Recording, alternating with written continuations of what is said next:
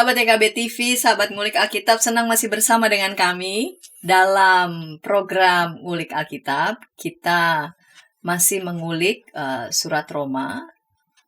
Program Ngulik Alkitab ini terselenggara sebagai media sarana bagi kita membaca Alkitab dan tentu saja menggali setiap pesan yang berharga dalam setiap teks yang kita ulik. Sahabat YKB TV, sahabat Ngulik Alkitab, episode yang lalu, pekan yang lalu kita telah mengulik Roma pasal 3 ayat 1 sampai 20.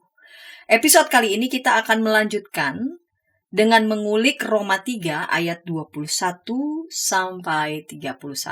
Sahabat YKB, sahabat Ngulik Alkitab sudah standby semua dan memegang Alkitabnya. Nanti kita sama-sama juga akan membaca dan pasti kita ditolong oleh narasumber, yaitu Bapak Pendeta Emeritus Yohanes Bambang Mulyono. Saya mau sapa kembali Pak Pendeta. Terima kasih ya Pak untuk kesediaan bersama dengan kami, kita semua dalam program Ngulik Alkitab. Kita mau meneruskan ini, mengulik Roma pasal 3 pekan yang lalu ayat 1 sampai 20.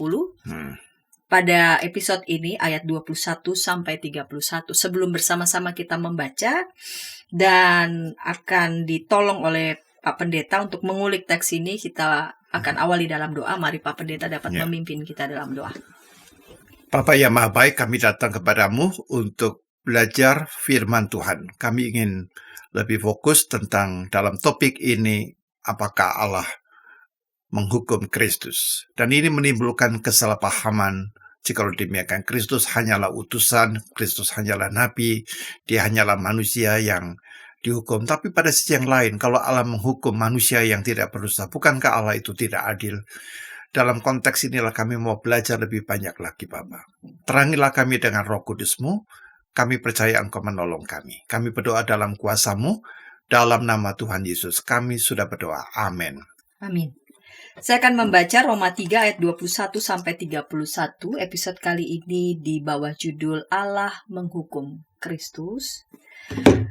Diberi judul perikop ini adalah manusia dibenarkan melalui iman. Namun sekarang, tanpa hukum Taurat, kebenaran Allah telah dinyatakan seperti yang disaksikan dalam Taurat dan nabi-nabi, yaitu kebenaran Allah melalui iman dalam Yesus Kristus bagi semua orang yang percaya. Sebab tidak ada perbedaan, karena semua orang telah berbuat dosa dan kehilangan kemuliaan Allah. Dan oleh anugerahnya telah dibenarkan dengan cuma-cuma melalui penebusan dalam Kristus Yesus. Kristus Yesus telah ditentukan Allah menjadi jalan pendamaian melalui iman dalam darahnya. Hal ini dibuatnya untuk menunjukkan kebenarannya, karena ia telah membiarkan dosa-dosa yang telah terjadi dahulu pada masa kesabarannya. Maksudnya ialah untuk menunjukkan kebenarannya pada masa ini, bahwa ia benar dan juga membenarkan orang yang percaya kepada Yesus. Jika demikian, apa dasarnya untuk bermegah? Tidak ada. Berdasarkan asas apa? Berdasarkan asas perbuatankah? Bukan. Melainkan berdasarkan asas iman. Sebab kami yakin bahwa manusia dibenarkan karena iman, bukan karena perbuatan-perbuatan menurut hukum Taurat. Atau apakah Allah hanya Allah orang Yahudi saja? Bukankah ia juga Allah bangsa-bangsa lain? Ya benar, ia juga Allah bangsa-bangsa lain. Jika Allah memang satu, dia akan membenarkan baik orang-orang bersunat melalui iman maupun orang-orang tak bersunat melalui iman. Jika demikian, apakah kami membatalkan hukum Taurat karena iman? Sekali-kali tidak. Sebaliknya, kami meneguhkannya. Ya, Pak Pendeta, di segmen yang pertama ini saya mau mengawali dengan pertanyaan. Ini kita lihat di bawah judul kan Allah menghukum Kristus. Ya. Saya mau mengawalinya dengan di ayat hal ini dibuatnya untuk menunjukkan kebenarannya karena ia telah membiarkan dosa-dosa yang telah terjadi dahulu pada masa kesabarannya. Ketika manusia berdosa, lalu kemudian Allah menyelamatkan dalam Yesus Kristus, apakah Allah menghakimi dirinya sendiri? Dan jika memang Allah dalam tanda petik ya menghakimi dirinya sendiri, kalau di episode sebelumnya kan Karena dosa harusnya dihukum, tapi Allah tidak menghukum dan membinasakan, melainkan dalam tanda dia mengadili dirinya sendiri, dia menghakimi dirinya sendiri. Ini kan misteri iman yang ini kan boleh kita katakan ini sebuah misteri ya, sebuah misteri iman. Lalu jika memang ini sebuah misteri iman yang perlu kita dekati dan hayati dalam iman, apakah misteri iman ini sesuai, apakah konsisten juga ya dengan doktrin? Ya, doktrin kita ini kan doktrin yang dapat diuji kan. Pak Pendeta kan di episode sebelumnya mengatakan yang khas dalam iman Kristen ini bisa diuji gitu. Apakah rasional nggak dengan doktrin Tritunggal kita? Ya, sedikit menanggapi masalah. Ini poin utamanya adalah tentang Trinitarian. Ya. Jadi kita harus tahu dulu tentang Trinitarian. Jadi Allah itu satu, ya. Allah itu Esa. Ya. Dalam keesaannya itu dia punya 3 pribadi.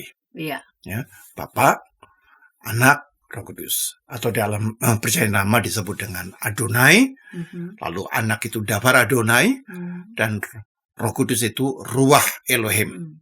Ya, jadi satu tapi punya 3 pribadi.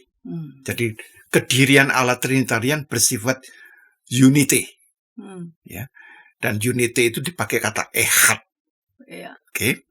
Nah, jika demikian Bapa, Anak, dan Roh Kudus ini 3 pribadi juga menunjukkan bahwa Allah yang satu mempunyai 3 cara berada. Oke. Ya. 3 cara berada, tetapi tetap dalam arti pribadi yang berbeda-beda. Sehingga kalau ditanya apakah Allah menghukum dirinya, ya. Tapi Allah yang menghukum dirinya adalah Allah yang saling mengasihi.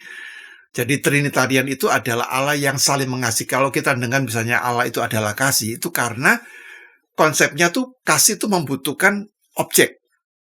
Ya, betul. Bapak mengasihi anak, anak mengasihi bapak. Ini harus ada objeknya. Bapak dan anak mengasihi Roh Kudus, Roh Kudus mengasihi bapak dan anak. Jadi ada objeknya. Jadi kalau Allah ini satu, dia tidak punya objek. Karena itu kalau Allah itu satu, ya, Eka, ya, bukan Esa, dia tidak bisa menyatakan dirinya kasih. Karena dia mengasihi siapa? Tidak jelas. Tapi Trinitas menjelaskan itu. Allah saling mengasihi. Nah, Allah yang mengasihi, dalam kasih itu, Allah menghakimi dirinya karena untuk menyelamatkan manusia, yaitu dalam melalui Kristus. Karena itu, Kristus sang firman Allah, Dabar Adonai atau Kalimatullah itu menjadi manusia. Karena objeknya itu adalah manusia. Karena itu Yesus mempunyai 2 kodrat. Kodrat ilahi dan kodrat insani. Maka ketika disebutkan Allah ini menghukum, ya, menghukum Kristus adalah Kristus ini taat, memberikan dirinya. Jadi dia lebih tepat memberikan dirinya terhadap sesuatu yang harus ditanggung. Ya, jadi logikanya begini, misalnya kalau ada orang anak itu nakal, ya, anak itu nakal, anak ini jahat gitu. Orang tua apa yang dia lakukan? Dia hukum anaknya ini, ataukah dia mengatakan, ini tanggung jawab saya juga menghukum diri saya sendiri. Coba, pendidik yang baik itu adalah pendidik yang hanya menghukum murid atau pendidik yang juga mau bertanggung jawab terhadap apa yang menjadi kewenangannya. Ya. Jawab. Disinilah Allah itu seperti itu. Ya, jadi bukan Allah itu suka dengan penderitaan, bukan, tapi dia bertanggung jawab. Karena itu Kristus sang firman itu menjadi manusia. Supaya di dalam kemanusiaannya, dalam inkarnasi itu, dia menanggung dosa yang seharusnya ditanggung oleh seluruh umat manusia, sekarang ditanggung oleh Kristus sendiri. Karena manusia tidak bisa menanggung murka Allah. Tidak bisa. Kristuslah sang firman yang adalah Allah sekaligus manusia yang bisa menanggung murka dan hukuman Allah.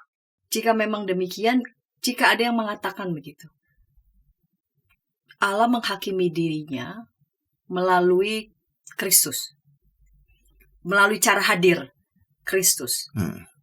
Apakah at the moment pada saat Yesus mati, ya, Yesus wafat, lalu Allah tidak adakah pada saat itu? Ya, Jadi kan jelas Allah itu Esa, Bapa, Anak, Roh Kudus. Jadi Kristus wafat bukan hanya sebagai manusia, memang pribadi Allah Sang Anak ini wafat dalam kemanusiaannya. Ingat ya, wafat dalam kemanusiaannya, bukan wafat dalam keilahian. Wafat dalam kemanusiaannya. Jadi bukan hanya wafat dalam kemanusiaannya, berarti keutuhan. Jadi penderitaan atau dosa itu ditanggung seluruhnya, semesta ini ditanggung dirinya. Sehingga dia mampu untuk menjadi, kalau kita lihat di dalam Roma pasal 3 ayat 25, dia sebagai apa coba ayat 25 dia pada kesalahan di situ. Kristus Yesus telah ditentukan Allah menjadi jalan pendamaian melalui iman dalam darahnya. Dalam darahnya, ya. Dalam darahnya. Nah, ini kata menjadi jalan pendamaian itu kata dalam bahasa Yunani kata hilasterion. Hilasterion itu adalah penutup, kalau misalnya kita tahu ya, peti perjanjian. Tabut perjanjian Allah, ya. Nah, di situ ada tutupnya ini. Nah, inilah hilasterion. Kalau imam itu melakukan dalam hari raya pendamaian, ya. Di situ dipercikkan darah itu. Di situ dosa umat itu dipulihkan di situ. Hilasterion. Jadi itu disebut sebagai hilasterion. Begitu. Jadi dalam arti Kristus dihakimi dalam pengertian dia menyediakan, memberikan dirinya sebagai jalan pendamaian. Hilasterion. Tadi itu ya, tadi pengandaian Pak Pendeta menarik tuh ya. Bukan saja menyalahkan itu, tapi turut bertanggung jawab. Coba pendidik siapa yang berani begitu? Kan kita seringkali menjadi dosen, menjadi guru, ya, menjadi orang tua, ya, atau menjadi apapun lah. Kalau ada kesalahan itu kita jari kita menghakimi. Padahal kita juga ambil bagian. Artinya bertanggung jawab, bukan kita. Bertanggung jawab. Jadi Allah itu bertanggung jawab terhadap dosa manusia, tidak hanya berkuar-kuar tentang dosamu banyak dan sebagainya, ya, yang akan dihukum. Tidak, Allah memberikan dirinya. Dan lebih adil lagi, manusia, karena itu firman menjadi manusia. Ya. Selama dia adalah sang diri Allah, dia tidak bisa merasakan. Karena sang firman harus menjadi manusia. Baik, Pak Pendeta. Kita lanjutkan yang selanjutnya nih. Jika pembenaran itu yang adalah tindakan Allah itu sudah objektif ya. Objektif dilakukan dan itu sudah clear, sudah selesai. Mengapa pertanyaannya ada yang tetap ada yang menolak, bahkan ada realitas kejahatan. Saya mau mengutip Yohanes pasal 3 ayat 19. Inilah hukuman itu.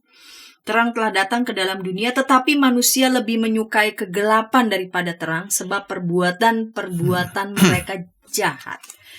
Apakah dengan penyelamatan yang sudah Allah lakukan, dan itu sudah final, tetapi ternyata kita masih bergulat juga dengan orang-orang, dengan manusia yang katakanlah juga menolak keselamatan yang dia berikan, bahkan juga menolak pekerjaan-pekerjaan terang yang sudah dia kerjakan. Jadi sebelum itu saya ingin mengajak kita membandingkan dulu ya. 1 Yohanes 2 ayat yang kedua. 1 Yohanes 2 ayat 2. Nah, di sana dikatakan, silakan dibacakan Ibu. Dialah pendamaian untuk segala dosa kita, dan bukan untuk dosa kita saja, tetapi juga untuk dosa seluruh dunia. Jadi ini ada dua aspek ya. Kristus itu menjadi hilasterion tadi ya, untuk segala dosa kita, manusia, tetapi juga untuk dosa seluruh dunia. Jadi ada aspek semesta, ada aspek kosmik, jadi ada dosa yang insani, ada dosa yang sifatnya kosmik dan ditebus oleh Kristus. Oke. Nah, logikanya kalau sudah demikian kan hidup ini sudah berubah semua, baik semua. Tapi mengapa prakteknya masih ada kejahatan, masih ada sesuatu yang sangat vital, misalnya pembinasaan manusia, Ya. ya, genosid. Iya. Ya, mengapa itu bisa terjadi? Dan mengapa ternyata sampai saat ini kita menghadapi realitas orang-orang yang hidupnya juga tidak benar, tidak karuan, dan itu merusak manusia. Jadi ada aspek seperti kok ada yang hilang, ada sesuatu yang masih belum beres, gitu. Nah, silakan Ibu lah juga pertanyaan itu. Nah, kira-kira saya mau coba mempertanyaan. Nah, Ibu silakan mempertanyakan itu. Iya. Kita akan lanjut ini di segmen yang kedua begitu ya. Di segmen yang kedua kita akan melanjutkan kenapanya begitu ya. Masih ada katakanlah tindakan kejahatan dan tadi pakai istilah Pak Yo yang terhilang. Ya, seperti ada realitas yang terhilang, yang tidak belum sepenuhnya dipulihkan. Iya, betul ya. Bukankah itu pemulihannya harusnya sudah beres, sudah sempurna? Iya, penebusan itu kan Allah sudah menebus, tapi mengapa kok masih ada realita yang tidak demikian yang kita bisa melihat? Bahkan mungkin sekarang mungkin tambah parah, mungkin tambah buruk, ya, makin mengkhawatirkan, kehidupan kita makin sesat, gak karuan. Ya. Berarti karya penebusan Kristus tidak final dong. Baik, ini bentuk pertanyaan ini, apakah karya Kristus kalau kemudian apakah belum final? Kita akan temukan jawabannya, ditolong oleh Pak Pendeta Yo di segmen kedua. Namun sebelumnya kita dengarkan pesan-pesan berikut ini.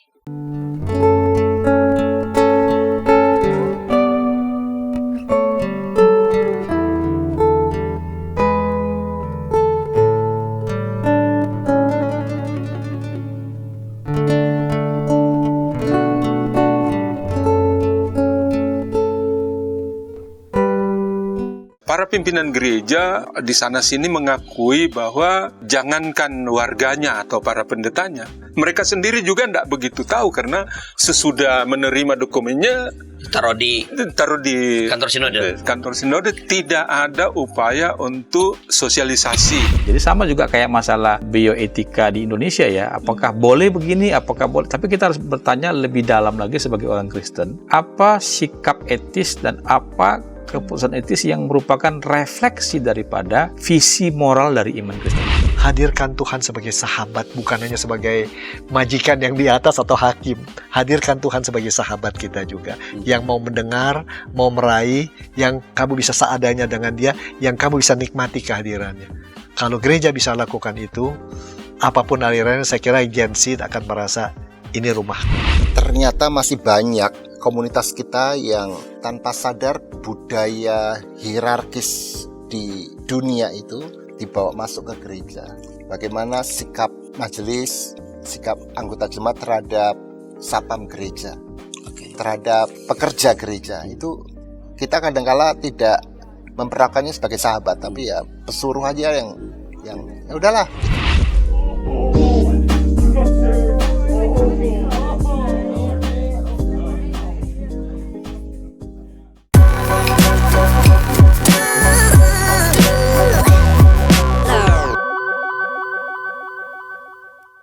Sahabat EKB TV, sahabat ngulik Alkitab, senang masih bersama dengan kami dalam program ini, program ngulik Alkitab. Kita sedang mengulik surat Roma pasal 3 ayat 21-31 dengan judul Allah menghukum Kristus. Kita memasuki segmen yang kedua dengan narasumber Bapak Pendeta Yohanes Bambang Mulyono.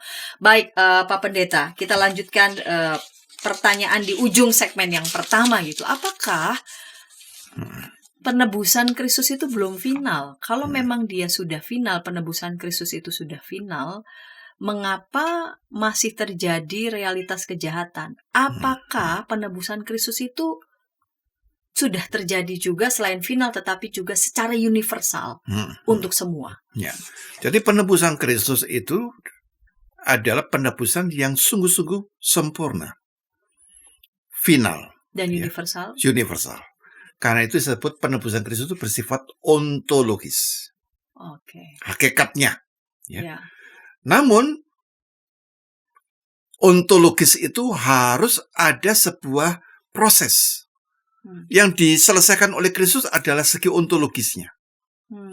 Tetapi, tetap ada tanggung jawab manusia untuk merespon penebusan itu. Nah, karena itu, kalau kita perhatikan ada satu ungkapan dari Rasul Paulus ya, pembanding dari di Roma pasal 3 Ya. tadi, saya ingin mengajak membandingkan dengan Filipi pasal 12 ya. Filipi pasal 12. Ya. Filipi pasal 2 ayat 12 ya. Silakan itu. Filipi pasal 2 ayat 12. Dan- Karena itu saudara-saudaraku yang terkasih, sebagaimana kamu senantiasa taat bukan saja seperti waktu aku masih hadir, tetapi terlebih lagi sekarang waktu aku tidak hadir, tetaplah kerjakan keselamatanmu dengan takut dan gentar. Ya, jadi kerjakanlah keselamatanmu dengan takut dan gentar. Jadi penebusan yang ontologis itu membutuhkan respon iman manusia, yaitu mengerjakan keselamatan dengan takut dan gentar. Ayat 13, sebab Allah lah yang mengerjakan di dalam kamu baik kemauan maupun pekerjaan menurut kerelanya. Jadi yang ontologis adalah Allah mengerjakan di dalam kamu, Allah itu yang di dalam Kristus yang menebus itu, baik kemauan maupun pekerjaan menurut kerelaannya. Jadi poin ini penting gitu loh. Jadi kegagalan manusia akan lebih buruk lagi ketika dosa yang total depravity tadi, ya, yang struktural universal itu tidak diselesaikan ontologis, tiba-tiba diampuni. Jadi misalnya poinnya gini, kalau dalam hidup sehari-hari, kita menjumpai ada orang yang hidupnya tidak karuan. Ya. Lalu titik baliknya adalah pertama-tama, bukan dia membuktikan dulu perbuatan baiknya itu sudah bisa dilakukan, tapi poin utamanya ketika ini misalnya anggota keluarga kita, poin utamanya adalah kamu sudah saya ampuni. Karena dia sudah diampuni, maka atas dasar pengampunan ini dia mulai memproses hidupnya menjadi lebih baik lagi. Kalau segi ontologi saya belum mengampuni dia, walaupun dia berbuat apapun, saya katakan nonsens semuanya. Jadi ontologis ini Kristus bukan sekedar hanya memaafkan, tapi dia memberikan. Jadi dia memberikan pijakan itu, pijakan supaya dosa yang total depravity itu dapat diruntuhkan dulu pondasinya. Pondasinya diruntuhkan dulu, barulah dibuat pondasi yang baru, yaitu dasarnya keselamatan tadi. Kerjakanlah keselamatanmu dengan takut dan gentar. Jadi perbuatan yang baik itu yang dikerjakan dalam rangka mengerjakan keselamatan yang sudah Tuhan beri itu. Jadi kalau kita belum misalnya, kamu harus mengasihi, tapi orang itu baru mengasihi kalau dia merasa dirinya sudah dikasih. Aku mengasihi kamu, aku mengampuni. Baru dia bisa bangun. Nah, itulah yang juga dikerjakan oleh Kristus. Oke. Apakah penebusan Allah dalam Yesus itu juga berlaku bagi orang-orang yang mungkin merasa sepertinya saya nggak melakukan hal-hal yang buruk begitu? Karena itu sulit juga mengharapkan mereka dapat mengerjakan keselamatan dengan takut dan gentar, Pak Pendeta. Jadi kita harus pada definisi dosa dulu ya. Dosa itu apakah sekedar saya tidak melanggar 10 firman, gitu loh. Dan Yesus mempertajam bahwa ketika kamu berpikir tentang salah satu dari 10 firman itu, kamu sudah berdosa. Misal, kita tidak pernah berzina, tidak pernah. Tapi Yesus berkata, barang siapa seseorang melihat perempuan dan menginginkannya dalam hati, dia sudah berzina. Kita tidak pernah membunuh. Tapi Yesus berkata, barang siapa membenci saudaranya dan berkata saudaranya jahil, dia disebut membunuh. Jadi dosa itu bukan sekadar action dalam bentuk moralitas itu. Justru dosa itu yang berbahaya itu semuanya mulainya dari pikiran kita, dari perasaan kita. Dan karena itu dosa di dalam iman Kristen sifatnya adalah merusak relasi manusia dengan Allah. Karena itu dosa sifatnya relasional. Jadi mungkin kita adalah orang baik, yang sopan, yang saleh, tapi kita tidak mempunyai relasi yang standar, ya, yang seharusnya dengan Tuhan dan sesama. Kita dianggapnya berdosa. Jadi karena dosa itu rusak relasi, maka harus inisiatif datang dari Allah dulu. Ya. Tadi yang Pak Pendeta membuka jalan itu juga ya. Iya. membuka jalan dulu, Mm. diberesin dulu, Mm. supaya terjadi dibangunlah fondasi yang baru. Mm. Lalu kemudian ketika relasi itu sudah dipulihkan dan itu inisiatifnya dari Allah, maka manusia meresponsnya. Ya. Dan terjadilah relasi yang pas begitu. Yang Yang dipulihkan. pulih. Jadi ini penting. Jadi kita tidak bisa kalau hanya misalnya agama itu membuat banyak peraturan-peraturan seperti hukum Taurat. Ya, ada 613. 613 dibagi lagi. Satu 365, yang satu 248, ya. Yang 248 itu adalah hukum positif dan yang 365 hukum negatif yang pakai kata jangan itu, ya. Tapi saya tidak bisa melakukannya karena kalau kita sendiri belum didamaikan dengan Tuhan. Penebusan Kristus itu mendamaikan dulu. Setelah kita berdamai dengan Allah dan diri kita dan sesama, barulah kita bisa dimampukan melakukan ini. Jadi mengerti ya, maksudnya poinnya itu kadang-kadang terbalik.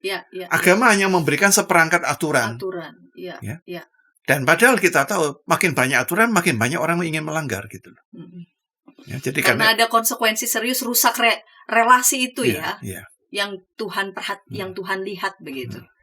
Rusak relasi kita dengan dia, maka inisiatifnya harus dari dia dulu yang memperbaiki relasi dulu. Tadi Pak Yo udah mengatakan dia melakukan kesalahan. Dari saya prinsip pertama, saya mengampunimu, harus dari situ dulu. Kemudian dia melanjutkannya dengan melakukan upaya-upaya perbuatan yang konstruktif.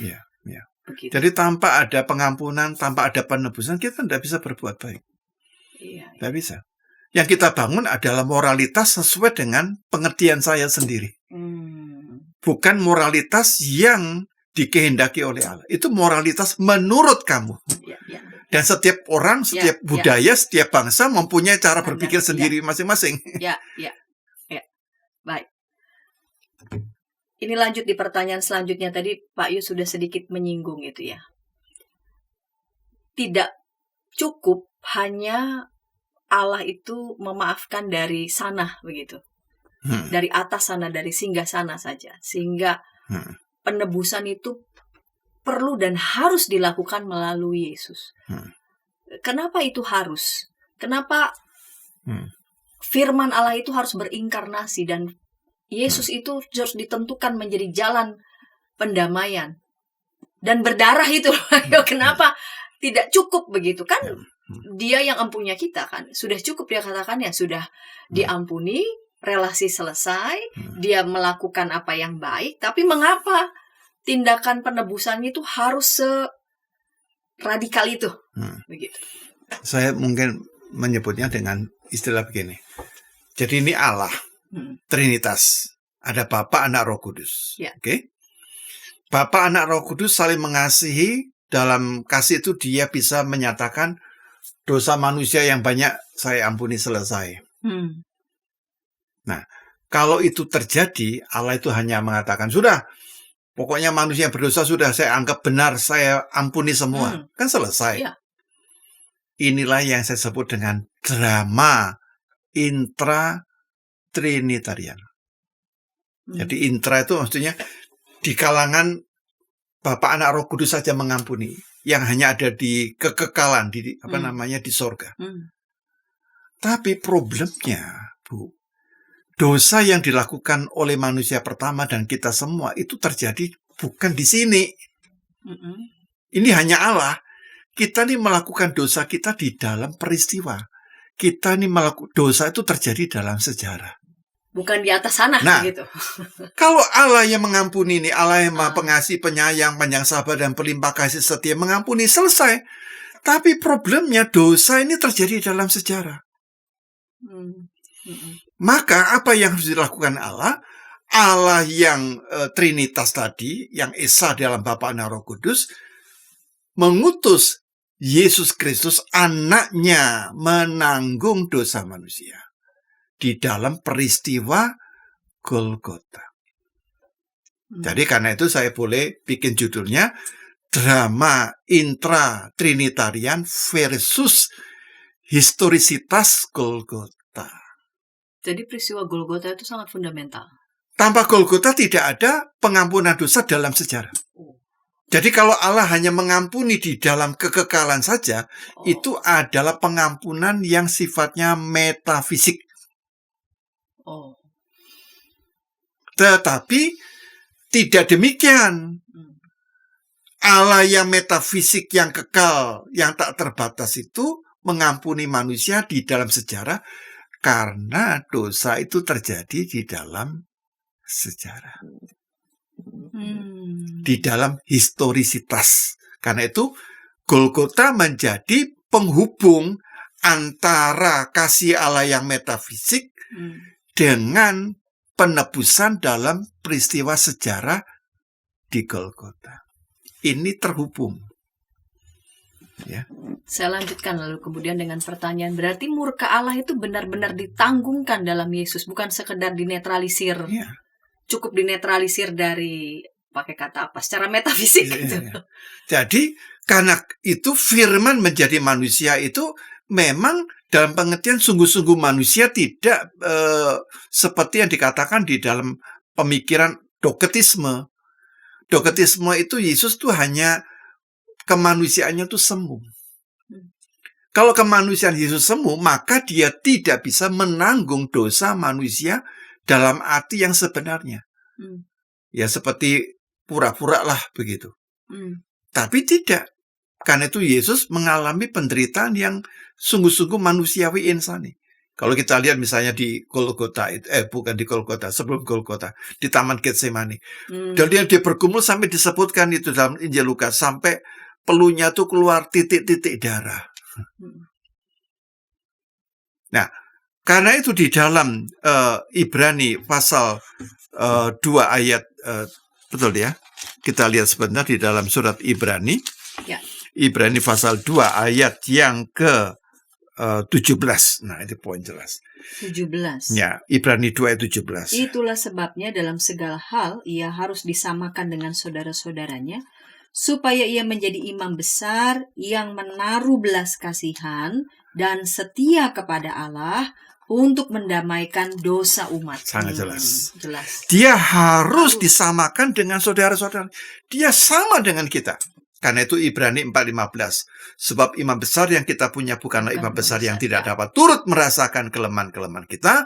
Sebaliknya sama dengan kita, ia telah dicobai, hanya tidak berbuat dosa. Jadi karena itu historisitas itu penting. Mengapa ada penebusan dosa? Mengapa? Seringkali ini ya, dalam apologet Islam itu seringkali tidak memahami. Karena memahaminya itu dari arti artifisial saja. Tidak melihat bahwa dosa manusia tidak cukup hanya diselesaikan secara metafisik.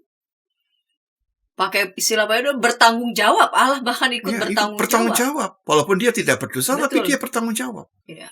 Dalam bertanggung jawab, dia tidak sekedar marahi, menghukum.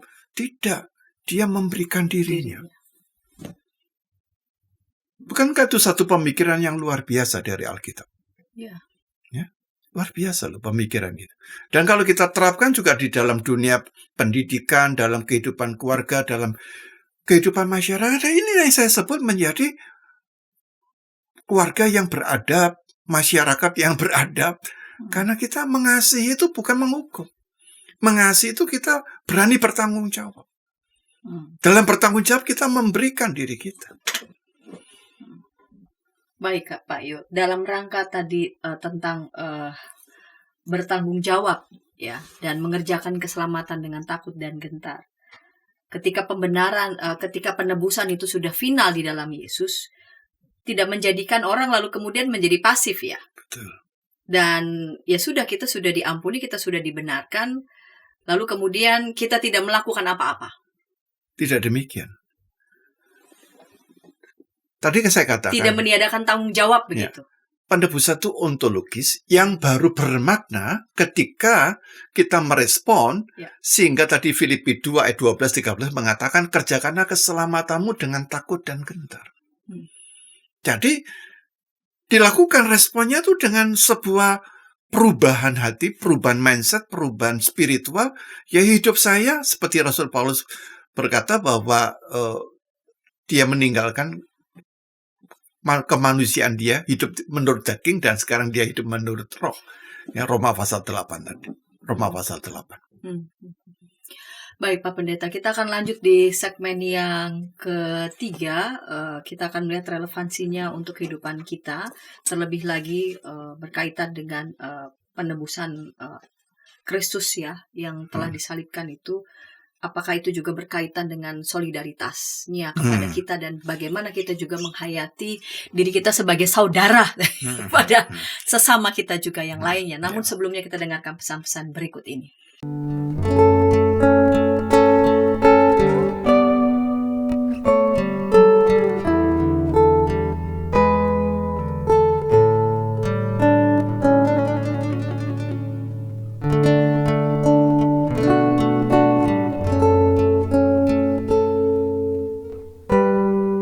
Para pimpinan gereja di sana-sini mengakui bahwa jangankan warganya atau para pendetanya, mereka sendiri juga tidak begitu tahu karena sesudah menerima dokumennya taruh di kantor sinode tidak ada upaya untuk sosialisasi. Jadi sama juga kayak masalah bioetika di Indonesia ya, apakah boleh begini, apakah boleh, tapi kita harus bertanya lebih dalam lagi sebagai orang Kristen, apa sikap etis dan apa keputusan etis yang merupakan refleksi daripada visi moral dari iman Kristen.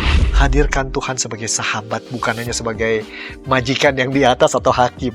Hadirkan Tuhan sebagai sahabat kita juga, yang mau mendengar, mau meraih, yang kamu bisa seadanya dengan dia, yang kamu bisa nikmati kehadirannya. Kalau gereja bisa lakukan itu, apapun alirannya, saya kira Gen Z akan merasa ini rumah.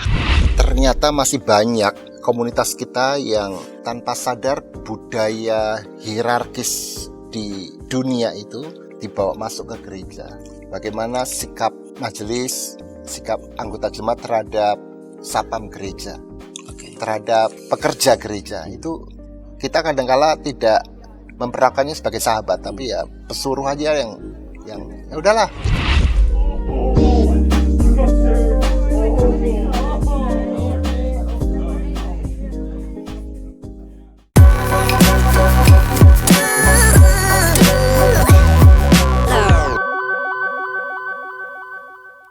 Sahabat EKB TV, sahabat Ngulik Alkitab, senang masih bersama dengan kami dalam program ini, program Ngulik Alkitab. Kita sedang mengulik Roma pasal 3 ayat 21 sampai 31 dengan judul Allah Menghukum Kristus. Kita tiba di segmen yang ketiga ini dengan narasumber Bapak Pendeta Emeritus Yohanes Bambang Mulyono. Baik Pak, yuk kita lanjut di segmen yang ketiga ini. Ketika murka Allah itu sungguh-sungguh ditanggung, ya, di dalam Yesus Kristus yang menjadi penebusan kita, dan dia menjalaninya dengan penuh kesetiaan dan penderitaan, bukan saja pada waktu dia disalib, bahkan pada saat melakukan begitu banyak pelayanan dan terlihat juga pada saat bergumul di Taman Getsemani. Bagaimana kita merespon dengan anggapan yang, kalau begitu sudah selayaknya ya, orang Kristen tuh ya seperti itulah ya, menderita, lalu kemudian kalau dianiaya diam begitu ya, atau anggapan-anggapan ya berarti tokoh-tokoh agama, katakanlah itu ya, yang dipersepsi sebagai tokoh-tokoh agama ya itu meneladani Yesus ya, menderita, mau diperlakukan kayak apapun tetap pasrah begitu dan sebagainya. Jadi di sini ada kesalahpahaman orang memahami tentang penderitaan dan kematian Kristus. Ya. Untuk gampangnya saya menyebutnya ada dua pola berpikir. Yang pertama adalah Kristus itu dalam peristiwa salib mengungkapkan solidaritas yang membebaskan. Dan yang kedua adalah sebagai lawannya, versusnya itu yang terjadi dalam kalangan atau masyarakat kita itu sebagai legitimasi penderitaan. Jadi ini dua pola yang tidak bisa disamakan.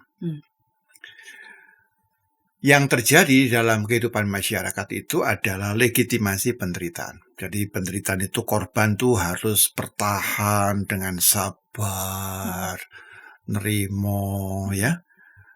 dan mereka tidak boleh memberontak, tidak boleh protes. Makin sabar, mereka makin hidup suci, Tuhan makin berkenan, ya. Dan karena itu kelompok ini adalah kelompok yang ditindas, dan tanpa sadar orang-orang yang berkata dengan saleh ini adalah para penindas. Inilah terjadi dalam relasi antara penindas dan yang ditindas.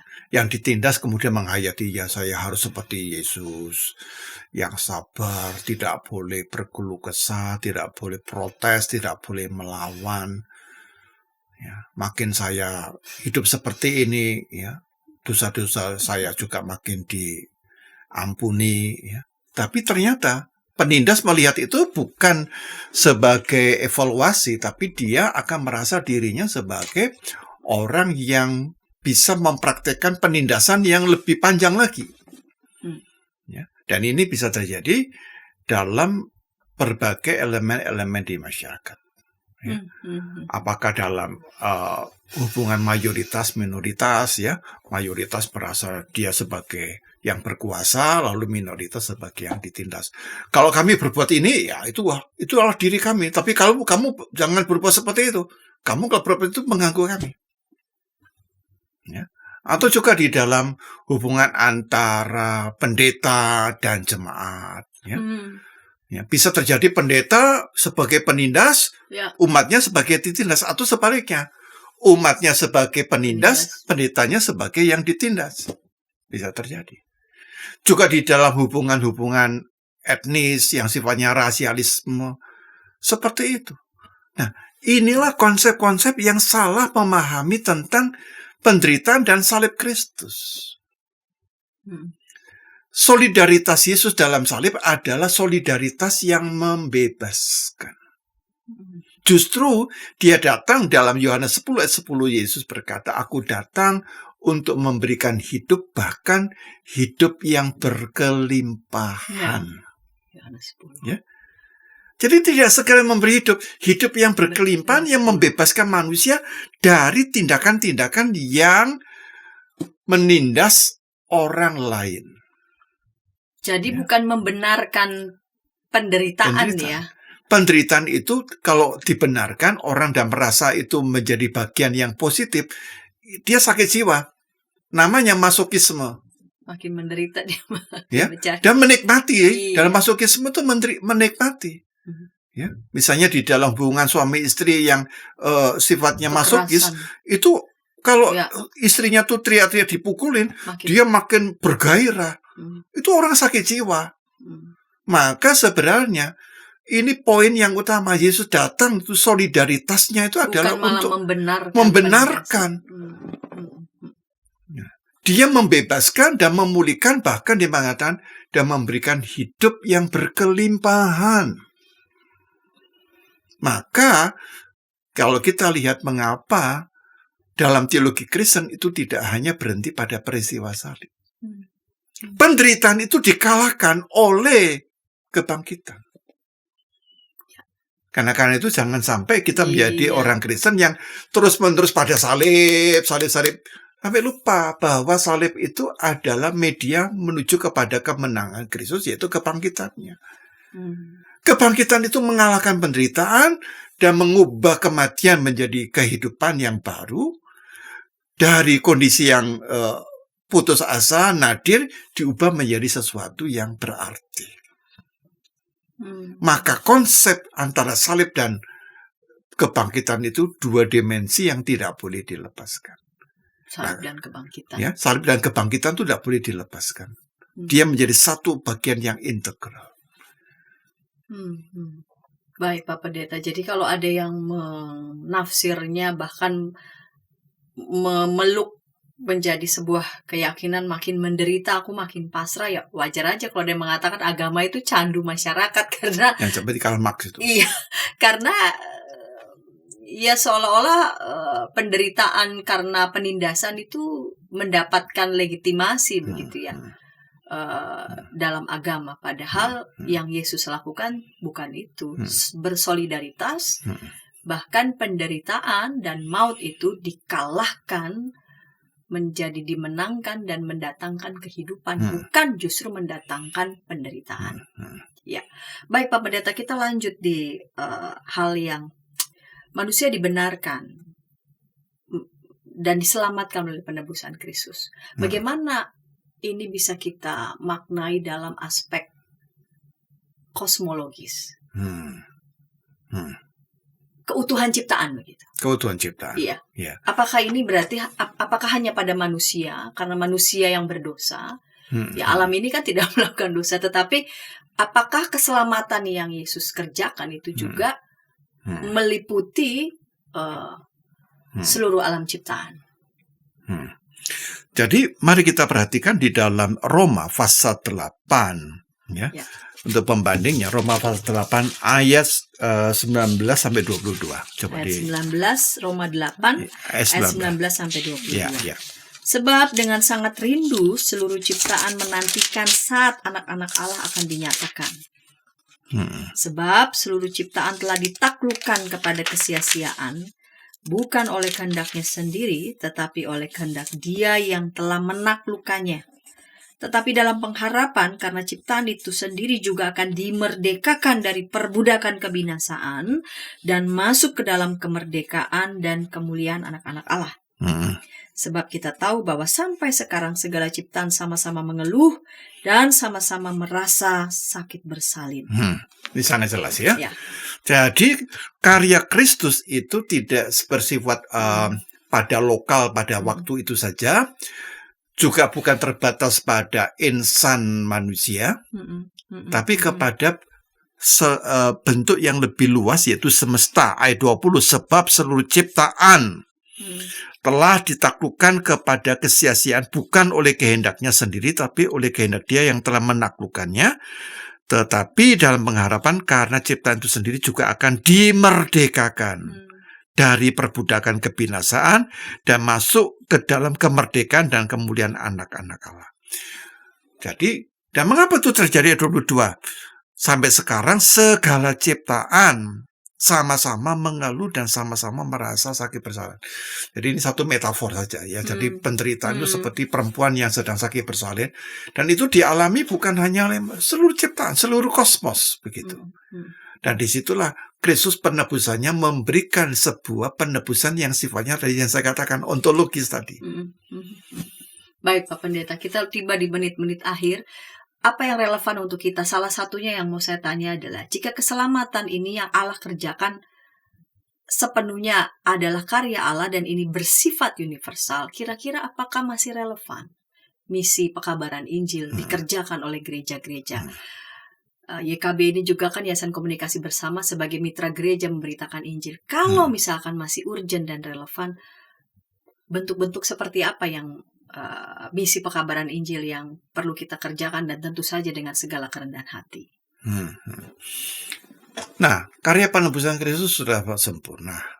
Ya, ontologis sudah selesai. Ya, it is final. Ya, semua sudah selesai. Tapi yang sudah selesai itu adalah tetap ditempatkan dalam sebuah proses yang disebut proses eskatologi. Jadi cara bacanya adalah yang sudah selesai ini bukan selesai kemudian definite berhenti, tapi selesainya dipahami secara eskatologis, sesuatu yang masih bergerak ke depan gitu.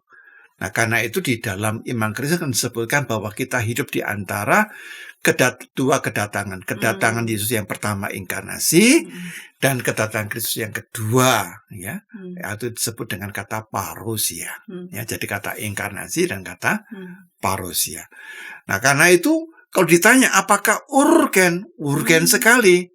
Karena yang sudah selesai ini harus kita selesaikan di dalam perspektif eskatologi, yang mana kita kemudian memberitakan Injil sebagai kabar baik, betul-betul kabar baik. Ya, kabar baik yang membuat orang tuh mengalami sebuah pembebasan dari belenggu, dia menemukan sebuah pemahaman yang inspiratif ya, yang bahkan juga hidup yang lebih diubahkan atau hidup yang transformatif. Dan Injil di sana dipitakan dalam berbagai elemen. Ya bukan sekedar orang membaca Alkitab, tapi nilai-nilai Injil ini diimplementasikan di dalam setiap elemen kehidupan, sehingga setiap elemen kehidupan itu tanpa dia ketahui, banyak orang mengetahui, itu sudah diwarnai oleh Injil gitu, oleh Alkitab, oleh karya Kristus yang membebaskan dan yang memulihkan tadi, gitu loh. Ya, jadi dan itu yang terjadi dilakukan gereja, karena itu gereja menjadi satu komunitas yang sifatnya transformatif secara sosial juga. Iya, Karena itu Yesus berkata, kamu adalah garam, kamu adalah terang dunia. Karena itu transformatif. Ya seperti garam itu tidak diketahui, tiba-tiba dia sudah mengubah rasanya jadi lain. Ya, di tengah kegelapan ada terang. Ya, jadi orang masih melihat, masih ada harapan. Itulah yang dibutuhkan oleh dunia ini. Iya. Dengan demikian, pemberitaan atau pekabaran Injil menjadi sangat relevan. Jadi gereja yang tidak memberitakan Injil bukan gereja. Gereja yang tidak memberitakan Injil. Ya. Gereja yang tidak memberitakan Injil bukan gereja. Ya, dia hanya lembaga sosial yang religius saja. Ya, tapi bukan gereja. Iya, sama spiritnya spirit kabar baik yang sudah Yesus kerjakan. Karena itu kan tiang iman kita kan ada 3, koinonia, diakonia, marturia. Bersaksi itu ya. Ya, bersaksi itu adalah jiwanya. Nah, sejauh mana gereja-gereja yang ada di sahabat para YKP ini adalah gereja yang bersaksi. Bersaksi di sini kata martir. Marturia dari kata martir, bersedia, berkorban, memberikan diri, ya. Tapi bukan mengajarkan untuk mengorbankan orang lain demi menambah umat, ya. Ini yang terjadi. Dengan segala macam cara orang menambah umat, untuk apa? Umatmu ditambah itu untuk apa? Saya tidak berminat. Saya hanya berminat umat yang sungguh-sungguh diubahkan, umat yang mau bertobat, umat yang benar-benar menjadi agen-agen perubahan, yang menjadi garam dan terang dunia. Ya, bukan sekedar menambah. Ya, untuk apa nambah umat? Ya, kadang nambah umat ya. Transformasi justru. Ya, itu nambah umat, orang-orang bermasalah, kita tambah hidup kita menjadi tidak tentram. Saya lebih senang kalau orang-orang yang belum bermasalah kita bereskan dulu. Ya. Kita didik dulu. Biar dia berjumpa juga dengan kasih Tuhan. Mengenal Kristus. Iya. Begitu. Agar dia mengalami perjumpaan dan membawa dampak dalam kehidupannya. Menjadi agen-agen pembaharu, ya. Menjadi garam dan terang. Terima kasih Pak Pendeta Yohanes Bambang Mulyono untuk kesediaan mengulik Roma pasal 3 ayat 21-31. Dan tentu saja tayangan ini memberkati sahabat. Setiap teks ini tadi diulik dan membawa pencerahan, bukan saja pencerahan wawasan ya, tetapi juga iman, sehingga saudara dapat membagikannya kepada sebanyak mungkin orang. Ini juga bagian dari pekerjaan pekabaran Injil, dan boleh mendapatkan update dari tayangan di YKB TV. Silahkan Pak Pendeta boleh memimpin kita dalam doa. Ya, baik. Apabila kami berbicara tentang Allah menghukum Kristus, perlu kami pahami bahwa itulah tindakan kasih Allah yang memberikan dirinya. Allah yang mengasihi bukan hanya dengan perkataan, dengan sabdanya, tapi Allah yang menghadirkan sabdanya menjadi manusia dalam diri Yesus Kristus. Karena itu Bapa, berikanlah kepada kami pencerahan melalui Roh-Mu yang kudus, sehingga kami boleh melihat misteri kasih-Mu yang sungguh-sungguh mengagumkan, tapi utamanya membaharui dan memberikan kepada kami pengharapan yang kokoh. Berikanlah kepada setiap para sahabat YKP ataupun netizen dimanapun berada, mereka semakin boleh berjumpa dengan Kristus dan hidup kami dibaharui hari demi hari. Kami serahkan pelayanan YKP dalam kuasa-Mu, di dalam rencana dan agenda keselamatan yang Engkau hendak hadirkan. Kami berdoa dalam kuasa-Mu, dalam nama Tuhan Yesus Kristus. Amin. Amin.